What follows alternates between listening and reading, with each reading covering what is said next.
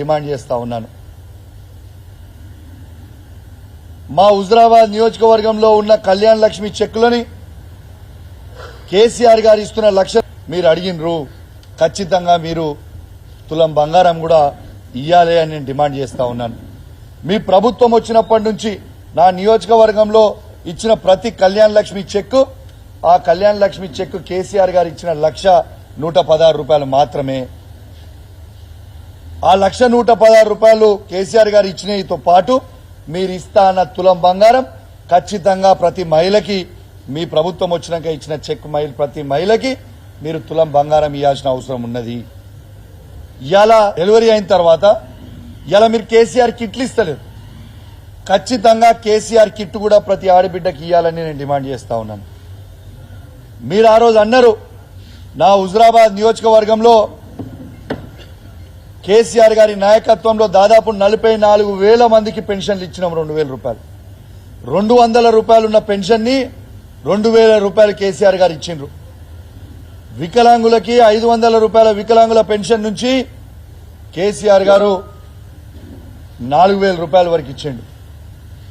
మరి నేను ఈ ప్రభుత్వాన్ని డిమాండ్ చేస్తా ఉన్నాను, మీ 100 రోజుల్లో మీరు ఈ 44,000 మంది ఉన్న వాళ్ళందరికీ కూడా పెన్షన్ 2,000 ఉన్న పెన్షన్ ని 4,000 చేస్తామన్నారు.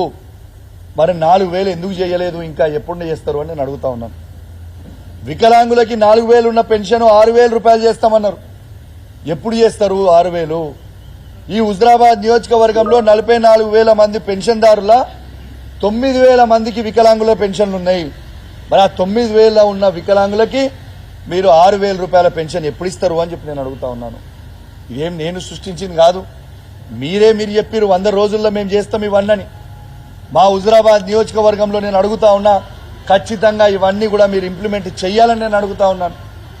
ఇలా నేను శాసనసభ్యునిగా గెలిచిన తర్వాత ఈ ప్రభుత్వం కనీసము సిడిపి ఫండ్ కూడా ఎమ్మెల్యేలకు ఇచ్చే ₹5 కోట్ల కూడా ఇవ్వలే. ఇంకో దాదాపు 18-19 నెలలు అయితే మేము ఎమ్మెల్యే గెలిచి మాకు ₹1 బిల్లు ఇయ్యలే. మా హుజరాబాద్ నియోజకవర్గానికి మా ఎమ్మెల్యేలకు ₹1 ఇయ్యలే మీరు పెట్టమని. ఉల్టా కేసీఆర్ గారు పెట్టిన ఎస్డిఎఫ్ అన్ని కూడా ఈ ప్రభుత్వం వచ్చినాక క్యాన్సిల్ చేసిర్రు. మా కుల సంఘాల భవనాలను ఎందుకు క్యాన్సిల్ చేసిర్రు? మా మునూర్ కాపు సంఘం భవన్ ఎందుకు క్యాన్సిల్ చేసిర్రు? మా అన్ని కుల సంఘాల భవనాలు, యాదవ కావచ్చు, ముదిరాజ్ బిడ్డలు కావచ్చు, ఎస్సీ కమ్యూనిటీ హాల్ కావచ్చు, అన్ని కూడా మీరు ఎందుకు క్యాన్సిల్ చేసిండ్రు? మా గౌడ సంఘం కావచ్చు, యాదవ సంఘం కావచ్చు, ఇవన్నీ కూడా మీరు ఎందుకు క్యాన్సిల్ చేసిరని నేను అడుగుతా ఉన్నాను. ఖచ్చితంగా మీరు ఇవ్వకపోతే ఈ భవనాలే ఇవన్నీ అభివృద్ధి కార్యక్రమాలు ఏవైతే మీరు క్యాన్సిల్ చేసిర్రో ఇవ్వకపోతే మాత్రం నేను ఊకోను అని చెప్పి సందర్భంగా తెలియజేస్తా ఉన్నాను.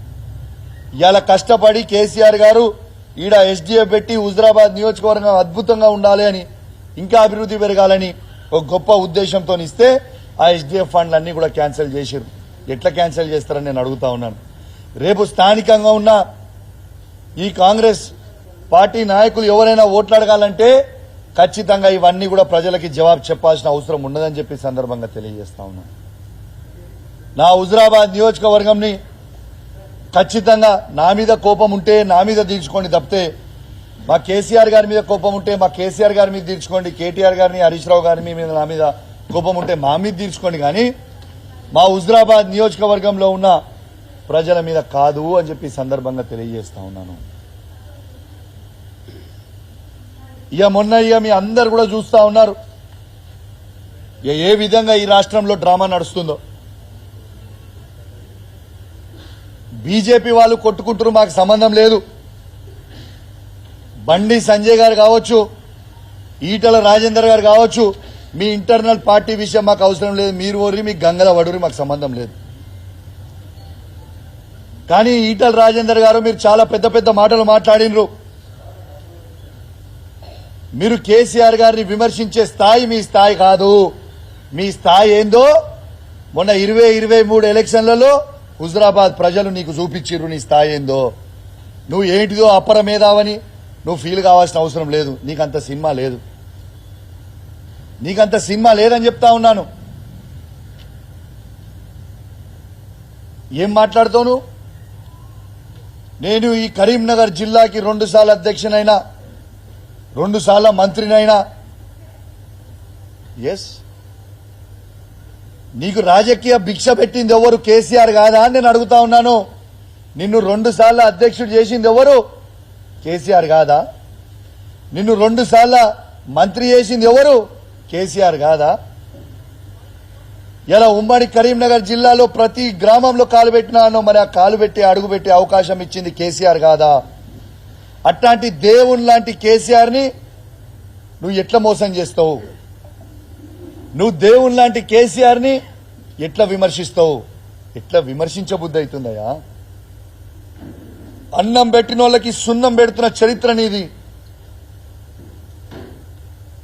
ఇలా కేసీఆర్ గారిని నువ్వు విమర్శించే స్థాయి నీది కాదు. నీది నా స్థాయి కూడా నీది కాదు. చిత్తు కొడగొట్టిన మొన్న నిన్నే.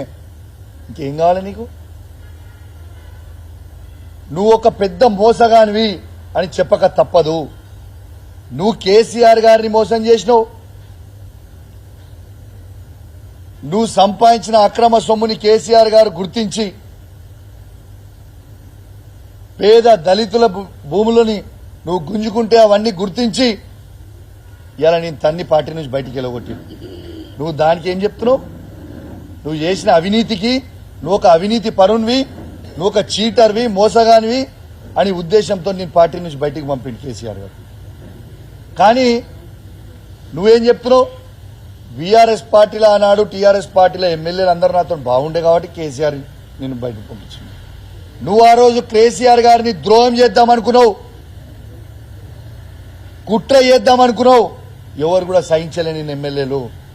నువ్వు ఎమ్మెల్యేలను పిలిచి నేను పైసలు ఇస్తా, నేను ముఖ్యమంత్రి అయితా, కేసీఆర్ గారిని దించుదామంటే మా బీఆర్ఎస్ టీఆర్ఎస్ పార్టీ ఎమ్మెల్యేలు ఎవ్వరు కూడా ఒప్పుకోలే, నీతో ఎవరు కూడా రాలే అన్నారు. నువ్వు చేసిన కుట్ర ఆ రోజు.